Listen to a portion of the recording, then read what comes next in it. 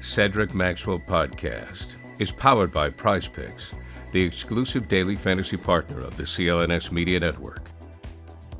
All right, Max, we got a pair of Game 7s. We got Dallas looks like they're about to wrap things up soon. And we got another episode of Cedric Maxwell Podcast. I am Josue alongside Cedric Maxwell. The Celtics, they're going back to the Eastern Conference Finals. Can you believe it, Max? It's official. After eliminating the Cleveland Cavaliers after Game 5, impressive Game 5, Jason Tatum putting together his best performance of the series. Al Horford putting together his best performance of the year. And the Celtics are now waiting for the winner between the Indiana Pacers and the New York Knicks. But how are you feeling about that, Max, first and foremost? Well, I'm happy to see that the Celtics were able to kind of put it together. They stumbled in Game 2, and people start freaking out again, just like they freaked out in Miami, and they went into Cleveland. They won Game 3, won Game 4, won Game 5 back in Boston, and that was a big deal. Cleveland, to their credit, they did not have hardly any of their weapons. Mobley put on the show. He was great. But, they didn't have Spida. He wasn't around. Paris LeVert wasn't around. Allen wasn't around. So this was a shell of a team, but the Celtics took care of business and won the game. At the end of the day, they don't put on your ring how close the other team is. They just say, okay, either you won or you didn't win. Yeah, absolutely, Max. And of course, we'll talk about the Celtics moving forward. Which team would Max want the Celtics to face against? And also, we'll play. We're gonna bring back big deal or no big deal, something that we used to do. It's been a while. I think we did that last season a couple of times, but we'll bring back that game at the end before we wrap up this episode. But Max, can you think of a team that had a easier path to the Eastern Conference Finals, man? I mean, look at these injuries, man. No Mitchell for those last two games. Are you falling into what everybody else is falling in on the national stage? I'm just asking, Max. Have you seen an easier path? As I asked them all the time, I've said the Celtics don't choose the team they play with. The other team put guys on the floor, and you play against that team. Now, to answer your question, I don't think I have. The Celtics could play a Miami team without Jimmy Butler, to turn around and play this Cleveland team without the Spida for a while, a couple of games. And I think the craziest thing about all that is, so you start looking at those two guys I named, Donovan Mitchell, will he be there in Cleveland next year? And then you said Jimmy Butler. Will he be moving someplace else, taking this talent away from South Beach? Here are some of the words that Pat Riley said. He can get an extension for, I don't know, it's 130, 140 million. It was something like $55 million or something. And Pat Riley said, look, we don't want to use our assets if we're not going to have a guy who's only going to play 55 games. And then Mitchell, who's been brilliant for Cleveland, has 1 year left on his contract, and he can opt out. So Cleveland has to think now, okay, what are we going to do? If he doesn't sign an extension, and they want to sign him to a max deal, if he doesn't sign an extension, what are we going to do? Are we going to trade him? More than likely, you're going to have to make some moves to trade him. And the places you hear people talking about is maybe the Lakers. Mitchell being out there. Cleveland has, I think the Lakers have a bunch of first-round draft picks. I know they want to get rid of some expiring contracts and move on beyond some of their players. So will he be a guy who would be would want to play with LeBron James and be in LA next year? Yeah, it'll be interesting to see what happens during the offseason, man, because he's certainly at the top of the list in terms of players that could be on the move. And if you're the Los Angeles Lakers, man, you're welcoming any scenario that could bring in someone like Donovan Mitchell, because let's face it, man, they're getting to the point where there aren't a lot of Donovan Mitchells out there left, and that window of opportunity for these guys to win a championship is getting smaller and smaller, man. It's rough out there in the West, as they just found out from that first round exit beatdown that they got against the Nuggets. Well, you start looking at the Lakers and you say, okay, look at the moves they've made over the years. of grabbing people and it not working. Right. You know, that we're going to get Westbrook. Westbrook is going to be, he's a guy. And we're going to send this player, that player away, and it hasn't worked. Anthony Davis, another guy. Obviously, that's kind of worked out a lot better for the Lakers, but yet still, you know, look at some of the pieces that they lost. One in particular, you start thinking about Brandon Ingram, who's become an all-star down in New Orleans. They had to give him up. So the Lakers are in flux. And on top of that, who the hell is going to coach the Lakers? I mean, I like Byron Scott's scenario, former player for the Lakers. He said, well, you know, LeBron James wants this, he wants that. Well, why doesn't he just be the damn coach? Why didn't he take the coaching position? It would be as unique, and I think he would probably know it. He knows the game as well as anybody. But man, that would just, I don't think anybody wants that wear and tear on their mind and their body and everything else that's to go along with it, if in fact he was a head coach of the Lakers. Yeah, I don't think that. I don't put that on anyone, man. Like, not to diminish LeBron, who he is as a player, but that's just a big responsibility. And at this stage of his career, that's taxing. You know, that's a lot to ask of someone, especially in today's day and age with social media and all that. Like you said, Max, you know, all the talk that goes on with these players now. Imagine the kind of pressure that would bring on a player coach in 2024. So yeah, I can't wait and see. I mean, the list gets longer and longer, and we'll talk about that in a little bit. Yeah, we actually have a question for you during the big deal, no big deal. You know what? I'm going to hit you with big deal, no big deal right now, with just one question. You got? What? The hat that Savannah James had on at the Cleveland game. Did you see that? Oh, I gotta see it again, man. Oh my God, man! It was the biggest freaking. It was like a sombrero. It was.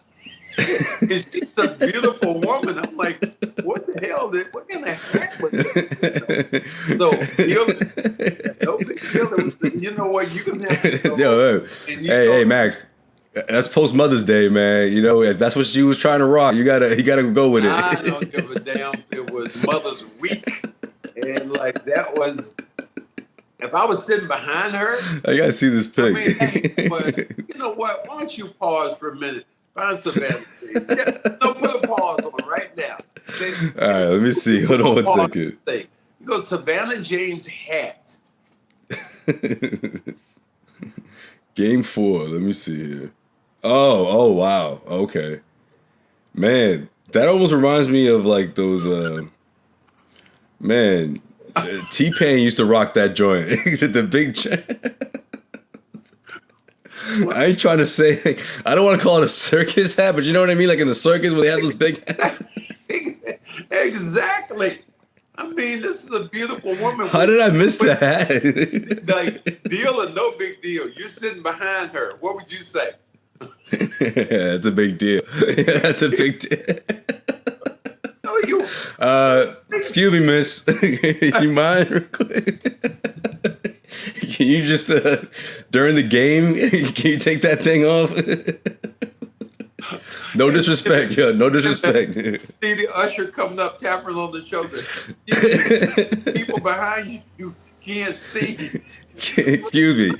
You know, people, the whole row behind you, people, they can't see shit, man. Can you put it to the side? Here's the funniest thing about it. The funniest thing about all that was, you know, she had to take that bitch off in the car. You know, you're not getting in with that shit. He couldn't drive because damn, that was a big even the biggest SUV, you can't see shit. Yeah, that's a good point. I saw coming in the game. I'm like, wow, there's LeBron. I'm like, what in the world? What is that? And now look, Savannah, she's such a beautiful woman. Beautiful. Let me let you. Yeah, her face is tucked in all the way in, so you can barely see her face.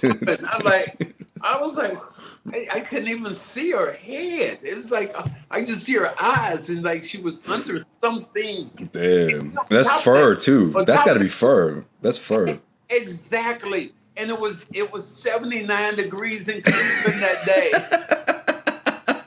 That was the hottest day of the weekend. You're right.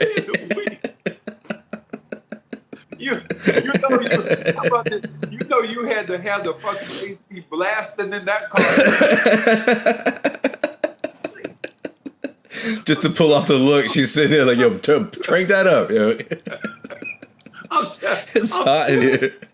It's hot in here. Oh, okay. Let's got like back. 80-degree head. All right, you're right. Okay, let's try to get back. But that's a great big deal or no big deal. All right, I'll give you that one. Okay. That's a big deal. That's a big deal. Let's get back to that. Get back to where we were, but that was just. All right.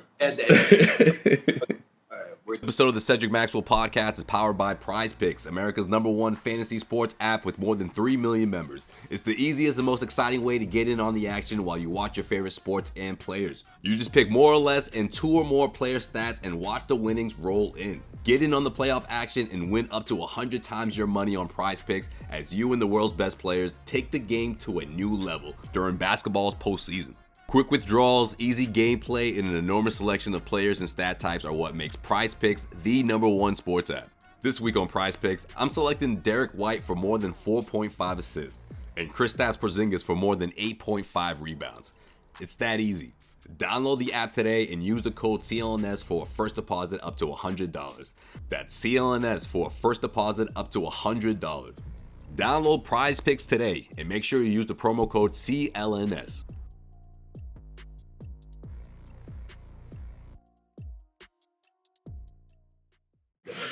All right, before we do big deal, no big deal, Knicks, Pacers, Game 7. I'm not surprised that this thing is going 7. It really, like what the Indiana Pacers did Friday night didn't surprise me at all. Wasn't even close. That doesn't surprise me. But going into this Game 7, Josh Hart and his injury, his projection, is he going to be on? What's he going to look like in Game 7? That worries me a little bit for this Knicks team, man, because they're already shorthanded enough. How you feel about them going into Game 7? Hey, this is. I'm not a Monty Python guy, but I guess it's some segment where a black knight is fighting and he chop off his arm. He's like, "Oh, that's just a flesh wound." And chops off the leg and he said, and then finally at the end, all he had was a head. I mean, that's Donovan right now. That's crazy. He's banged up too. He's nowhere near 100%. I mean, and you keep talking about the possibility of the series. What happens if New York wins and the Celtics are at full man, have all their pieces, and the Knicks don't have any? I mean, who are the Knicks missing right now? That's what you start looking at. Who are the Knicks missing? Julius Randle, Mr. Robinson, McDonough. OG. Is OG gonna be? Oh yeah, there's another one. Yeah, not gonna allow him to play. Bogdanovich, that's right. I mean, now you're talking about Josh Hart. So Josh you're talking about 5 players who play significant minutes for the Knicks who will not be around. So if you're the Celtics, an easier path would be if you played New York. I thought New York would be the hardest because, their attitude, their cockiness, their arrogance, all that stuff that goes wrong with the Knicks.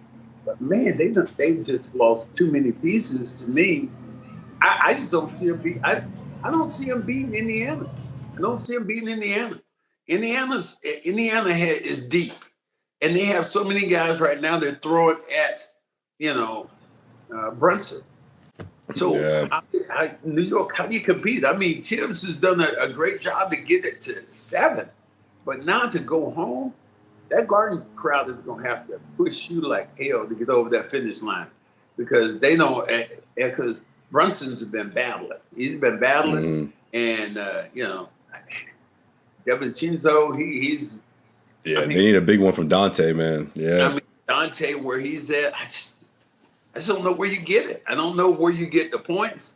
I don't know where you get I don't know where you get it. They've been rebounding like hell. But one of their best rebounders has been Josh Hart. Yeah. 16, 17 rebounds in the game. Yeah. He's probably not going to play because the way he was doubled over and it was his ab area, how's he going to play? So I just think this whole thing the dream that you want, the dream that my broadcast partner Sean Grady wants, the New York Knicks, I just can't see it happening. And if it does, it's going to be only a shell of what it could be. But Celtics are going to play whoever they're going to play. So I think that's pretty much it. Second half Brunson, man. That's the only way I really see this thing happen. If he goes off, puts the team on his back, Max, it might have to look like that. But they have to defend. That's the thing. They have to defend at a high level. They can't let this thing get out of hand because the Pacers can put up a lot of points. And these guys barely scratched 100, in that last game. And towards the end of that, obviously it was already a blowout. And they had a hard time putting up 100 points. I mean, that's not going to cut it. So honestly, between that, Dante going off, maybe you get something out of that. But the defense is what worries me, especially up front. It's getting thin, very thin. Achua, there's Precious and Hartenstein. That's it. That's their front. Those are their bigs. That's it. I mean, you don't have any place else to go. I just don't, and I just think that you look at what the Pacers have right now, and they've been taking the ball to the basket.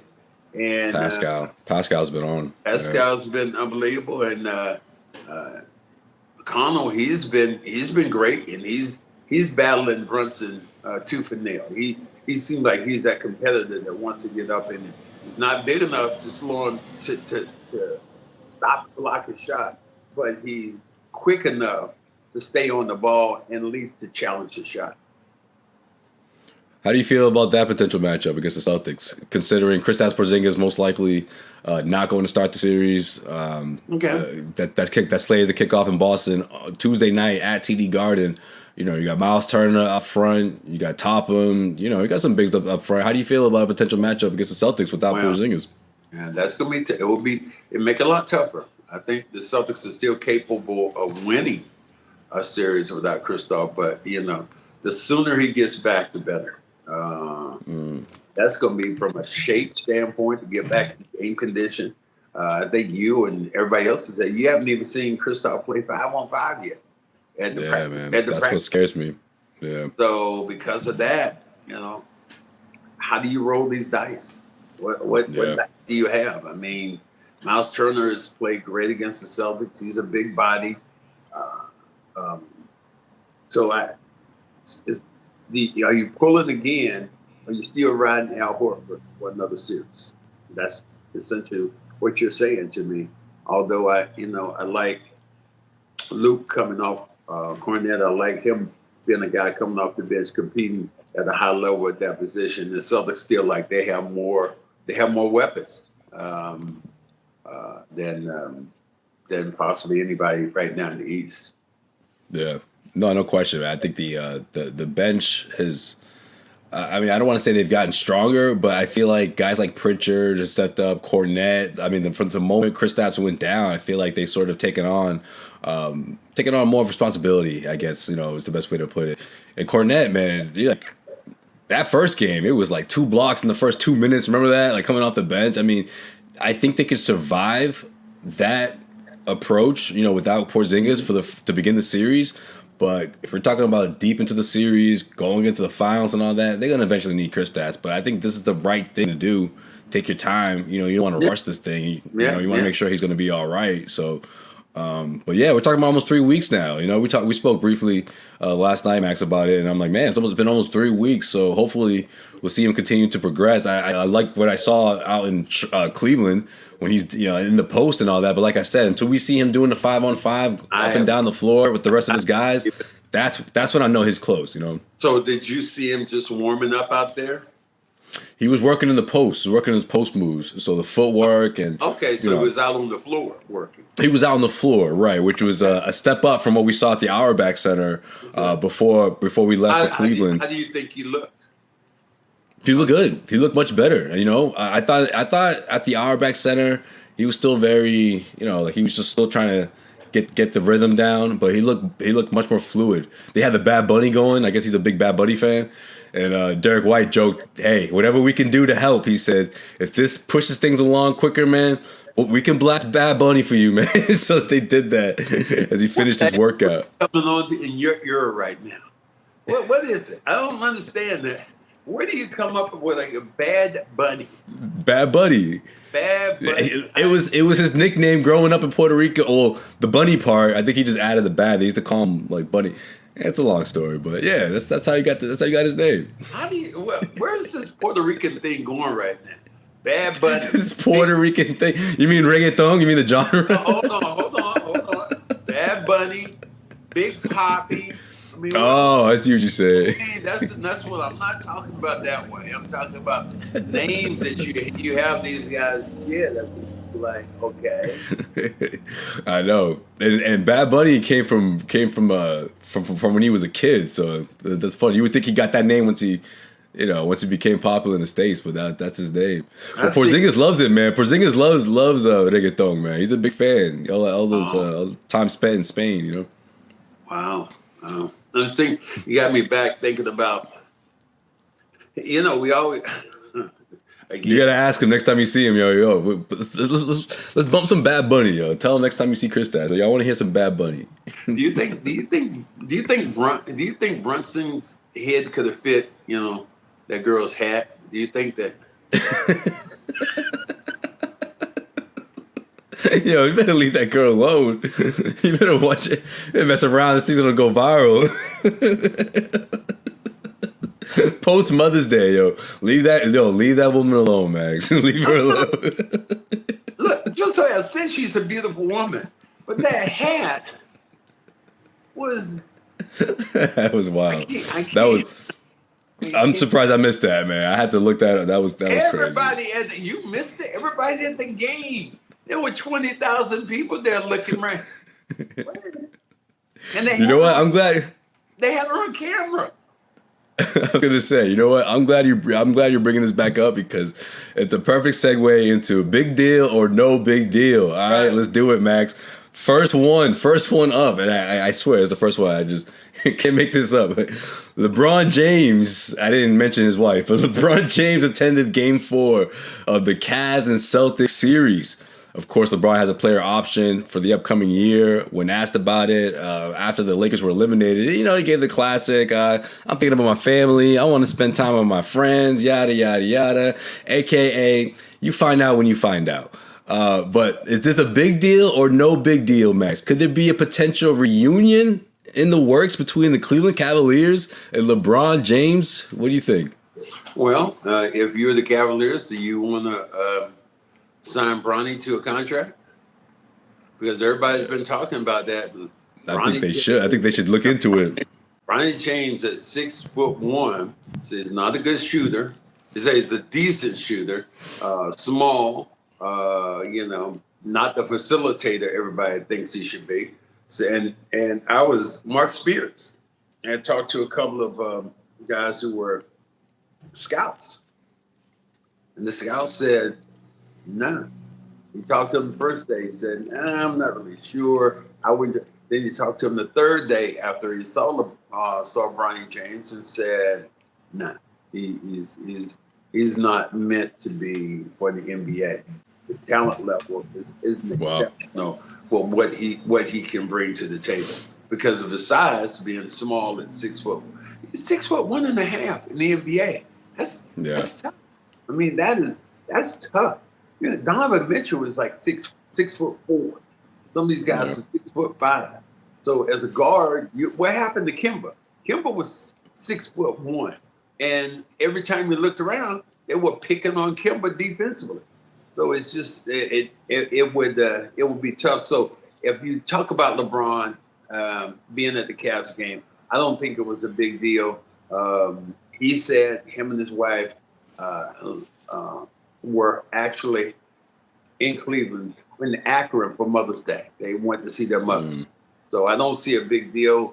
And but the only thing about it, LeBron has always been calculated. So for him to step on that floor, maybe I shouldn't get too carried away by saying no big deal.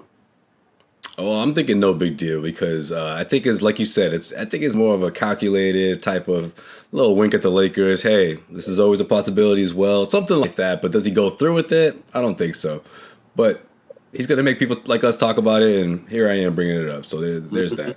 All right. According to a report out of Yahoo Sports, Kristen Peak reports that Bronny James is climbing up recent mock drafts, and the Utah Jazz, with the 32nd pick in the 2024 draft, are interested. That's right. Our old friend Danny Ainge. Big deal or no big deal? I don't. No big deal. I just don't see Danny guarding the guy for small size. And LeBron James keeps saying how he wants to play with his son. If his son goes to Utah, are you going to follow him? Are you going to leave L.A. to go to Salt Lake City? I think Danny's calling his bluff. I think he would call his bluff, honestly. Are you committed to that? And I love LeBron James. Love him. But at this point in his career, LeBron James has to take a back seat. And he might even want to take a back seat. He said that before with Anthony Davis. But the majority of the time, players are going to push that legend ahead of them. And so if you have a young team, what I'm saying, if you have a young team like Cleveland, like Salt Lake City, I think you impede their progress. LeBron James would be better off with a veteran team that would not defer to him. Yeah, man, I think it's a big deal because if you're Danny, you go for it and just see what happens. You got a whole stack of future first and future second round. Why not throw one for Bronny? And if it means a deal where you can collect more assets or a star, let's do it, man. Like, he's in a great position right now. You know, it's kind of a. What are you gonna get? It's a win-win. What win-win do you see if you get Bronny? What win-win? Another organization thinking that that's their way to get LeBron James. You know, and if Utah could even stir that type of conversation with LeBron, if you're Danny, I think you roll the dice. I mean, don't you look at Giannis's brother being right there in Milwaukee? What does he do for Giannis while he's there? I know, that's true. Not much. He actually needs surgery, Maxwell. Wish him well, Thanasis. He hurt his Achilles, I want to say. Was it Achilles? Doing what? Yeah, I know. I know. That's been the joke on social media. Maybe he got up too quick when he was, getting everybody hyped up for something. I don't know. So, hey, that joke writes itself, man. But yeah, I'm with you, man. So I don't know this whole, get Bronny's son, get LeBron's son to get Bronny to do what? Yeah. I mean, it just doesn't fit. I'm just glad the Celtics aren't involved with that type of mess. You know what I mean? Like that's what I'm. Because again, teams that don't have a whole lot to lose, I get it. But other teams that are in the mix, championship contenders, they're out of it, and that's the way it should be. That's the way it should be. Playoff time, there is nothing like it. I mean, the energy, the effort amps up a good 50 to 75% compared to the regular season. And that's why you want to go to Gametime, the authorized ticket marketplace of the NBA. Now, they make getting playoff tickets even faster and easier. And here's the deal with the Gametime app. The prices of those tickets go down the closer you get to tip-off. They've got killer last-minute deals, all-in prices, and you can also get the view from your seats with the lowest price guaranteed. Gametime takes the guesswork out of buying NBA tickets. So here's what you should do. You download the Gametime app and you browse it, and you can see that you can get Celtics and Bruins playoff tickets for less than $150. And again, the closer to Gametime you get, the lower the ticket price is. These are terrific deals for big-time postseason games. Last-minute deals. Save up to 60% off buying last-minute sports, concert, comedy, theater tickets. All in pricing. Toggling this feature shows that the total up front with no surprise fees at checkout and also the lowest price guarantee. Or Gametime will credit you 110% of the difference. Your purchase is covered with the most flexible customer service policy in the ticket industry. So, take the guesswork out of buying NBA tickets at Gametime. Download the Gametime app. Create an account. Use the code CLNS for $20 off your first purchase. Terms apply. Again, create an account and redeem the code CLNS and get $20 off. Download Gametime today. Last minute tickets, lowest prices, guaranteed. All right, next up, J.J. Redick among 3 top targets for the Lakers head coach position. Sam Cassell is one. The other one is James Borrego. Used to coach the Hornets for years. This is out of the Athletic reporting that. JJ, the sharpshooter, co-host of Mind of the Game podcast alongside LeBron James. Big deal or no big deal, Max? This one, Yo, you've been shaking your head every single one. This one makes me scratch my head. It makes me scratch my head. Because this one's crazy, man. This is crazy because I love JJ Redick as a broadcaster. I love his podcast. Same. I love what he.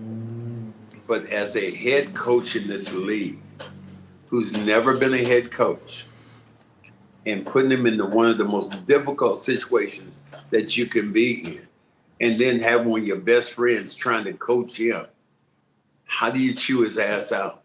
I think you know, one of the greatest point guards ever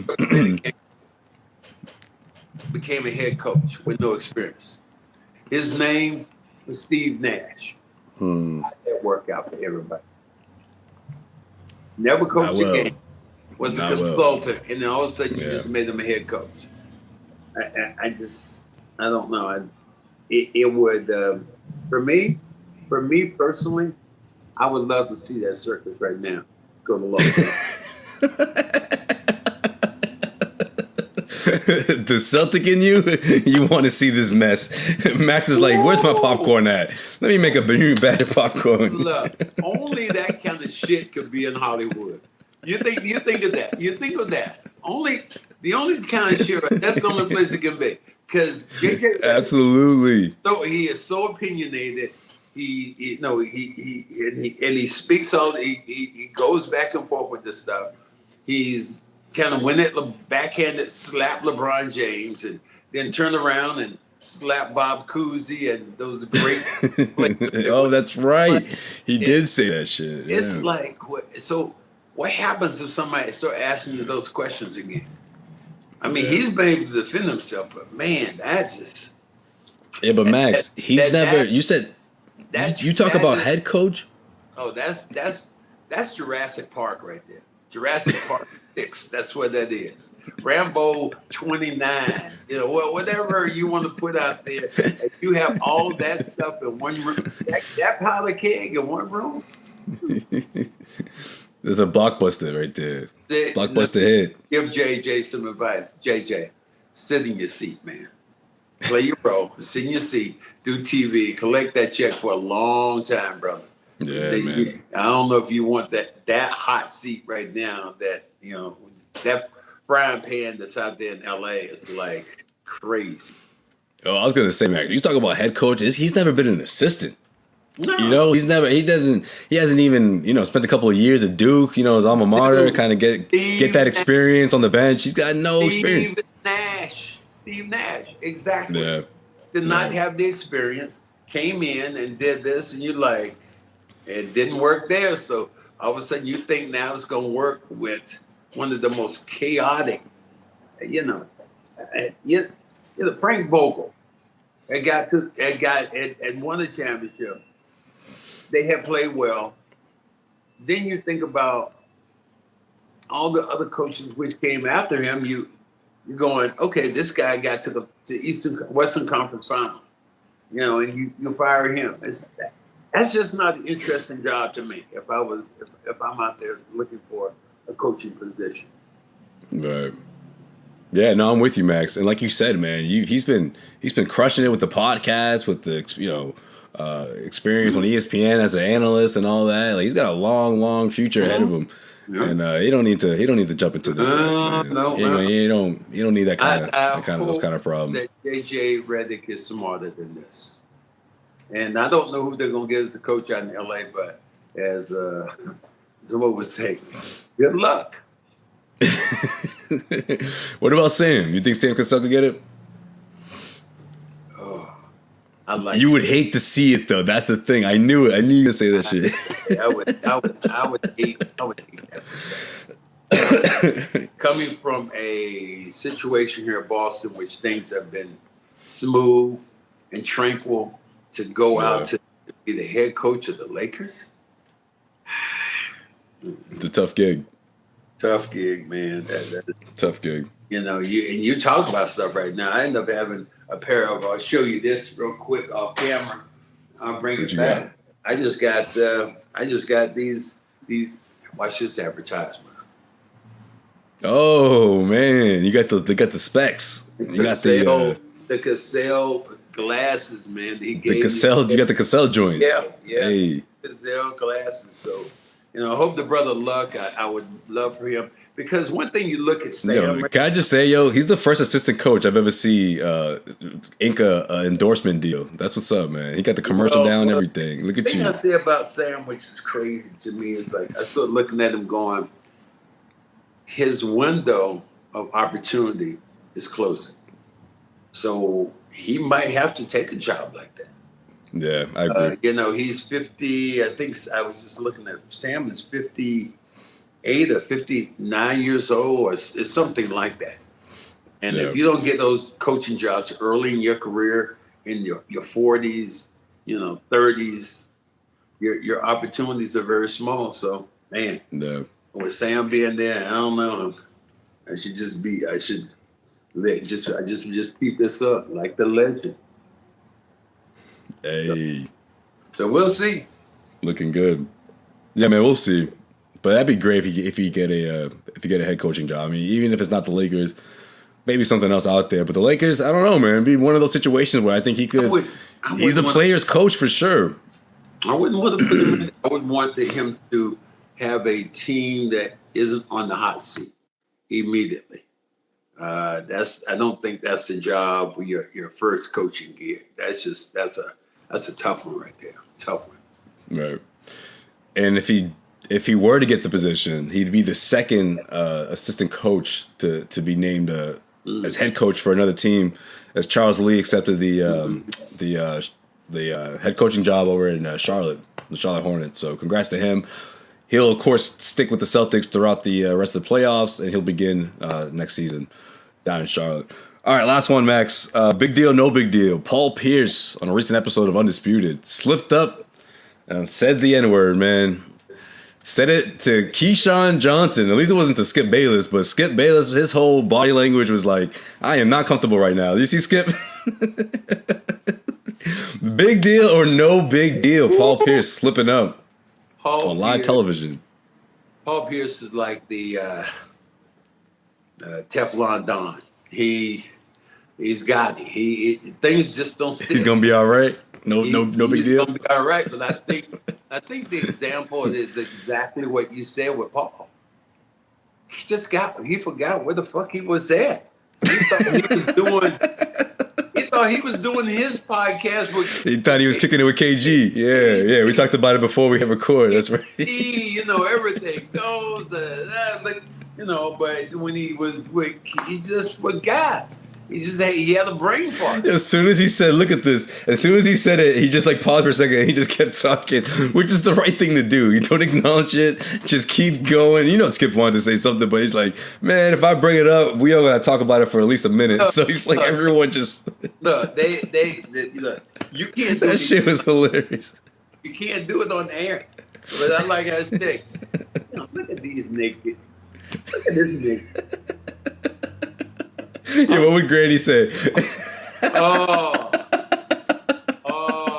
What would Granny say if you slipped up? Yeah, we'd be the ones missing out on the facial expression, man. But man, to see that on camera would be hilarious. Oh my God. It's past whatever. It is past whatever. Hold on, what would he say? What would he say though? Come on, Max. I don't even know. The first time out. The first time out. What was he saying? No, I think first you would hear awkward silence, and which is even a killer on the radio, makes it that much worse. So I don't know, man. You just hear the sneakers squeaking and all that. No one's saying nothing. I don't even. Ooh, don't put that. Don't put that word in my mind, okay? Look at that. Yeah, man. 2024, I think it's no big deal. But if this was like 20 years ago, oh man, I don't know. Paul he might lose one of his gigs. He might have lost one of his gigs. Wait a minute, you had Cedric Maxwell saying bacon and eggs, and I was mocking Tommy.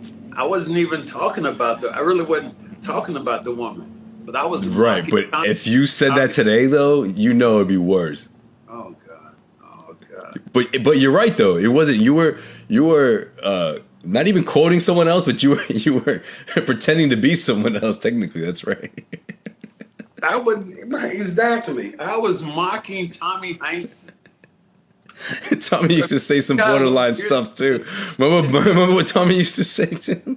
He used to go off on the female official. Yeah. The reverend. And the funny thing about it was this. It was this spring, early spring. I did a St. Patty's Day. I was a grand marshal at a parade in Cranston, Rhode Island, I think. Oh, okay. And it's the world's shortest parade. It's 84 feet. And so I ended up doing the parade, and then I did the game afterwards. But during the time I was signing autographs, and a woman comes in. I really didn't pay much attention. I was signing the autograph. And then she had me sign this jersey. Well, the jersey actually was a referee's jersey, and it was worn by Violet Palmer. And I said, "Oh wow!" So I guess she has a story. I mean, very much like Larry Bird and Dr. J. The famous pose where they're around each other's throat and all that stuff. Oh yeah, they Larry won't sign that. Huh? Larry will not sign that picture, and Dr. J won't sign that picture. So it's just kind of crazy. That's right, guys. For people who don't know, yeah, something that happened a while back. But yeah, well, she was the only female referee at the time, right? And now there's a few. Well, she was not the only one. She had refereed, but no, but I thought she was the only female, right? Oh, there's other ones. Oh, okay. No, I think there were other. There was a couple other female referees, but like she was doing our game in Houston, and they made a couple of bad calls. They and I just praised her. I said, "Man, great call. She did." Great calls. And then the next call she made was a mistake. And I just mocked Tommy Hanks and I said, go. And I did his voice. In their voice. In the heads. And the next day, I get Jeff Fitz, who I love to death, who was a PR person for the Celtics, said, we just wrote an apology for you. I said, apology for what? You had no idea. That was the last time you thought about what you said. You didn't even think you said anything. No idea. We wrote an apology for you. I said, for what? He said, for what you said about Violet Palmer. I said, let me sit back. I said, what did I say about Violet Palmer? And he said, you said the thing about bacon and eggs. I said, bacon and eggs. Oh my God. And so I had to come back to give a public apology. Max was like, Tommy said that. I had to give a public apology. And one of our fans was at the game. She's like, I heard what you said about the that was nice. Oh man. That was that. That's what I'm saying. Those things come back to haunt you. But Paul Pierce seemed like that. He breezes right through this thing. He'll be all right. You'll see. Yeah. You'll see him at game 1, game 2, game 4, whatever games we have in the Garden. Paul Pierce will be there, sitting right beside the ownership group. I wonder if they addressed it on the next episode, but they probably didn't. I know he addressed it with KG on their next episode. He said, I didn't say that word. That's what he said. He didn't. He said something else. But he was joking, of course. Oh, you just accept it and you move on. Said, if I was him, I'd have made fun and said, damn, dude, I thought I was with you. That's what I did. That's how you and I talk. And I just had a lapse. My mind did not go to where it should have gone. So, yeah. He looks comfortable up there, though. You know, he's different compared to ESPN. So I just think that's what it is, man. He's been doing Showtime so long that, yeah, he forgot where he was at. But anyways, that's going to do it. This episode of the Cedric Maxwell podcast, guys. We appreciate you guys tuning in, of course. Like, subscribe. We got plenty of great episodes ahead as the Celtics continue on into the Eastern Conference Finals. And I'm sure we have plenty of guests, of course, between now and throughout the run. Max, you got anything before we bounce? That's it, brother. Make sure if you wear a hat, make sure it's a small one if you go to an arena. yeah. Think about the row behind you. Damn it. Think about your fellow patrons behind you. For real. He's Cedric Maxwell. I am Josue Pavone. We'll see you guys next week.